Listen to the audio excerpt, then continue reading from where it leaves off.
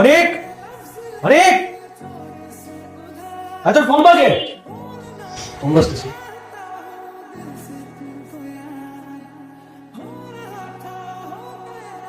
তুমি আমাকে আবার কেন কল করেছিলে? তোমাকে আমি কতবার মানা করেছি আমাকে কল করবে না? সাদিকে আর কল করেছি? তুমি বলেছিলে না আমি নাকি তোমার থেকে ভালো ছেলের সাথে প্রেম করতে পারবো না? ঠিকই তো বলেছি। তো প্রেম করা কি এত সহজ? আরে রাখো তোমার সহজের কঠিন। আমি এখন তোমার চেয়ে 1000 গুণ বেটার ছেলের সাথে প্রেম করতে। What a joke. ফাইজলামি করো আমার সাথে, তাই না? হাজার গুণ বেটার কেন? আমার সময় কার সঙ্গে প্রেম করে দেখাও না। আমি এখন তোমার থেকে সুন্দর লম্বা আর অলসো এডুকেটেড ছেলের সাথে প্রেম করতেছি। কালই আমি ওকে তোমার সঙ্গে দেখা করাতে নিয়ে আসবো। কোনো দরকার নেই। গার্লফ্রেন্ডের বর্তমান বয়ফ্রেন্ডের সাথে দেখা করার মতো সময় আমার নেই। তোমার সময় বের করতে হবে না, আমি ওকে নিয়ে আসবো কাল ওর সঙ্গে দেখা করাতে। আড্ডা দেওয়ার একটা জায়গা আছে না, ওখানেই নিয়ে আসবো। ভুলে ওই কাজটা করো না, পরে দেখা যাবে যে তোমার বেচারা বয়ফ্রেন্ডের হাতটা ভেঙে রেখে দিচ্ছে। ওর সঙ্গে পারলে তো ঠিক আছে, দেখা যাবে। সাহস থাকলে নিয়ে এসো। কার সঙ্গে ঝামেলা করবি? কেমন কেমন ভাইয়া? হ্যালো, আমার লক্ষ্মীটা কি করে? আমি তো কিছু করি না। আমার জানতে তুমি কি করো? আমিও বসে আছি। শোনো না, কাল না তোমার সাথে একটু দেখা করতে চাচ্ছিল। এটা কি তোমার আমার বলতে হয় নাকি? অবশ্যই তোমার সাথে দেখা করবো। দেখা না করলে কার সাথে দেখা করবে? ওকে ঠিক আছে, কাল বিকেলে দেখা হচ্ছে। বাই।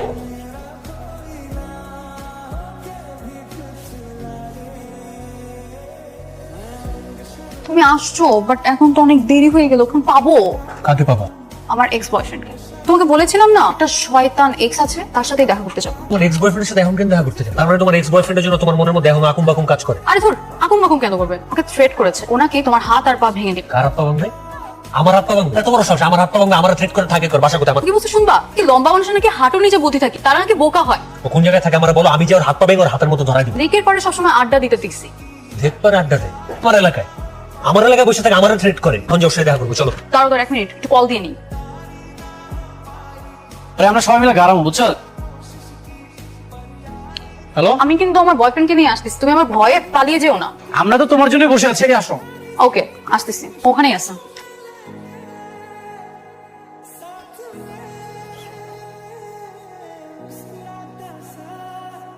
কি বলছিলাম, দেখো তোমার থেকে 1000 গুণ বেটার আমার বয়ফ্রেন্ড। নিজের চোখেই দেখে নাও। আমার থেকে নাকি হাজার গুণ বেটার। আমার বয়ফ্রেন্ডকে কিভাবে দেখবো? সে তো হেলমেট পরে আছে। এই যে লম্বু, হেলমেটটা খোল, তোর অন্ধকার ফেসটা একটু দেখি। কানের বারান্দাটা গরম করে দিই। ও তো আমাদের দিকে চুপচাই গেছে। হেলমেটটা খুলে সামনে আয়, আমরা একটু তোকে একটু আদর যত্ন করি। এমন ভাবে আদর যত্ন করবো, 15 দিনের মধ্যে আর বিছানা থেকে উঠতে পারবি না। তুমি কিছু বলবে? শুনবো, তোমার অপমান করছে আমাদেরকে, তুমি চুপচাপ শুনবে। চুপচাপ প্রচুর ভয় পাইছে। থাক থাক ভাই, তোমাকে হেলমেটটা খুলতে হবে রে। তোমার বিতু বয়ফ্রেন্ড। এখন হেলমেটটা না খুলো, আজকে কিন্তু ব্রেকআপ। থাক থাক থাক, জোর করো না। শোনো, তোমার বয়ফ্রেন্ড কত ভয় পেয়ে আছে। এখনো হেলমেট খুলবে না? হেলমেট খোলো, খোলো। আরে আইমান ভাই, আসসালামু আলাইকুম। বন্ধু তুই থাক, আমরা যাই। চল চল চল। হেলমেট খুলতেই কাজ হয়ে গেল। তোমার বন্ধুরা দৌড়ে পালালো। বলেছিলাম না আমার বয়ফ্রেন্ড বীর পুরুষ, প্রমাণ হয়ে গেল। তুমি এখানে? সন্দেহ আছে যে এত বকবক করতে পারো, সেটা তোমার আগে জানা ছিল না? মানে তুমি রিমির নতুন বয়ফ্রেন্ড? ভাইয়া মানে?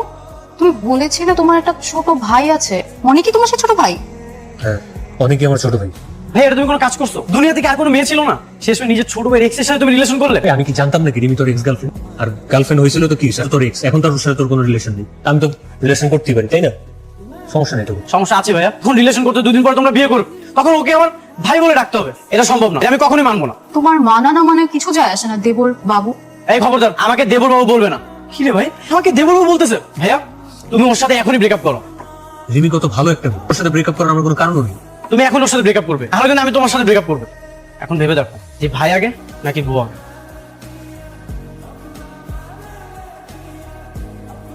অনেক তোমার ছোট ভাই, তাই না? এবার তুমি অনেক খুশি। মানে খুশি হওয়ার কি আছে? ও তুমি বুঝবে না। আচ্ছা, তোমাকে বিয়ের কথা বলেছিলে না? কবে বিয়ে করবে বলতো? তোমার যখন বিয়ের কথা বলছি তখন তো তুমি নিজেই আগে পড়াশোনা শেষ হোক তারপর বিয়ে। না না না, পড়াশোনা পরে হোক, আগে তোমাকে বিয়ে করবো। আমাদের বিয়ের ব্যাপারটা এখন আমি বাসায় বিয়ে শাদীর ব্যাপারে কথা বলতে পারি। তাছাড়া এমনিতেই দেখলাম অনেক এখান থেকে মেয়ে খারাপ হয়ে বেরিয়ে গেছে। আমার ঠান্ডা হোক। আমাদের বিয়েটা হলে ওর মাথা এমনিতেই ঠান্ডা হয়ে যাবে। আচ্ছা ঠিক আছে, তুমি উঠো, আমি দেখতেছি। যতই কথা বলো না কেন, কোনো লাভ নেই। আমি যে মেয়ের সাথে ব্রেকআপ করেছি তার সাথে তুমি রিলেশন করতে পারবে না মানে পারবে না। আগের মূল্য তো আমি কোন মেয়ের সাথে প্রেম করবো, মেয়ের সাথে করবো না, কারে বিয়ে করবো না, এটা কি আমার তোর থেকে সিদ্ধান্ত নিতে হবে? দুনিয়া থেকে আর কোনো মেয়ে নেই, তাকে তুমি বিয়ে করো, আমার তো কোনো সমস্যা নেই। আমি যার সাথে ব্রেকআপ করেছি তার সাথে তুমি কোনো বিয়ে করতে পারবে না। শুরু করলি সন্ধ্যা থেকে বাড়িটা মাথায় তুলে রেখেছিস। ওয়াই কি কতগুলো বলছিস? আমি বাদ দিয়েছি, তোমার ছোট ছেলের বাদ দিতে পারো। আর বড় ভাইয়ের সাথে কেমনে কথা বলতে হয় আগে ওই শিক্ষা। নিজের ছোট ভাইয়ের এক্স গার্লফ্রেন্ডের সাথে রিলেশন করা, এটা তুমি শিখেছো?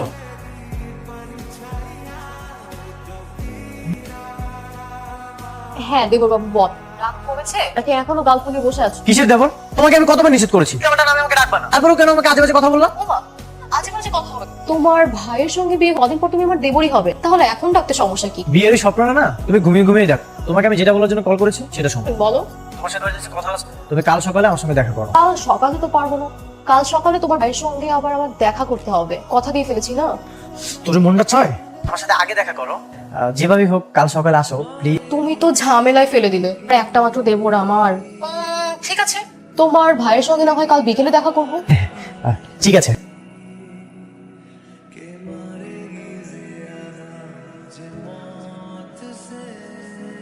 আজকে তুমি তো তাদের প্রেজেন্ট, প্রেম করার সময় তো কখনো এরকম ঘটনা ঘটেনি। এসব আলাপ করার জন্য আমি এখানে আসি। তাহলে কি বলতে রেখেছো বলো। তুমি সবকিছু জেনে শুনে আমার ভাইয়ের সাথে রিলেশন করতেছো, তাই? না, একদমই জানতাম না আইমান তোমার বড় ভাই। একদম নাটক করবে না, আমার সাথে একদম মিথ্যা কথা বলার চেষ্টা করবে না। সত্যি সেটাই বলেছি, আর যদি জানতামই তাহলে প্রপোজ করার সাথে সাথে অ্যাকসেপ্ট করে নিতাম।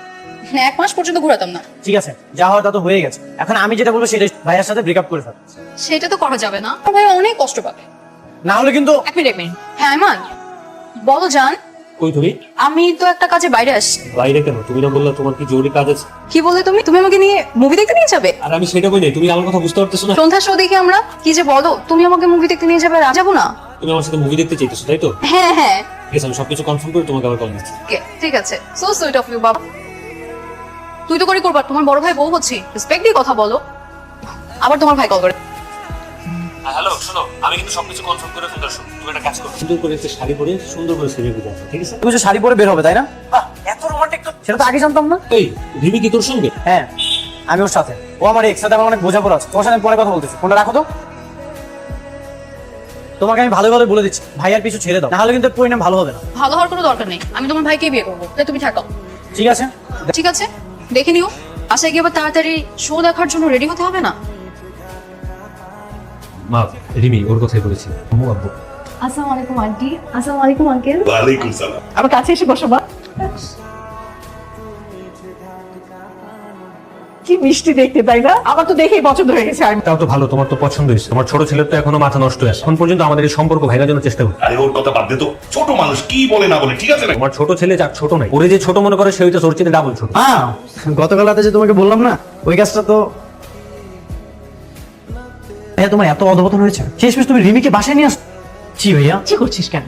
এত সুন্দর একটা মেয়ে থাকতে আমি ছেলের বিয়ের জন্য সব জায়গায় মেয়ে খুঁজে বেড়াচ্ছি। সুন্দর তো বুঝতে পারছো না, এর খবর তো আমিই জানি। ভাইয়া আর রিমির বিয়ে অসম্ভব, আমি কখনোই মেনে নিব না। এর বাবা মা বুঝবো, তুই ছোট মানুষ, তোর সবকিছু এসে নাক গলাইতে হবে। বাবা তুমি ওর একটু বলে দাও। মা শোনো, আমরা সপ্তাহখানেকের মধ্যে তোমাদের বাড়িতে যাবো, বলে রেখো, ঠিক আছে? জি আঙ্কেল।